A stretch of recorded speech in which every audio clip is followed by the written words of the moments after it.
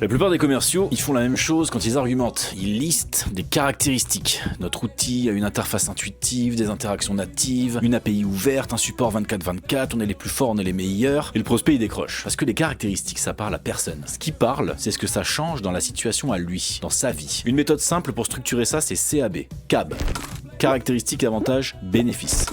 La caractéristique, c'est le fait objectif. Notre outil synchronise des données CRM en temps réel automatiquement. L'avantage, c'est ce que ça permet techniquement. Ça veut dire que les commerciaux ont toujours les informations à jour sans avoir à ressaisir quoi que ce soit. Voilà. Le bénéfice, c'est ce que ça change pour lui concrètement. Et là, t'inventes pas. Tu reprends ce qu'il t'a dit pendant la phase de découverte. S'il t'a dit que son équipe perd beaucoup de temps en saisie manuelle et de données, le bénéfice, c'est exactement ce temps-là récupéré. C'est la différence entre une argumentation générique et une argumentation qui résonne dans la vie de la personne. Une seule règle à retenir, le bénéfice se formule toujours avec ces mots, pas les tiens. Mon petit conseil du jour, tu prends ton argument commercial principal, celui que tu répètes le plus souvent, je le sais qu'il y en a un, et tu le passes au filtre CAB. Écris-le en 3 lignes. Caractéristiques, énonce un fait objectif. Avantage, ce que ça permet. Bénéfice, ce que ça change pour lui dans sa vie avec ses mots à lui. Si tu bloques sur le bénéfice, c'est que t'as pas assez creusé en découverte. La prochaine fois, pose cette question à ton prospect, extrêmement simple. Si ce problème était résolu, qu'est-ce que ça changerait concrètement pour vous? Et là, tu le tiens à ton bénéfice.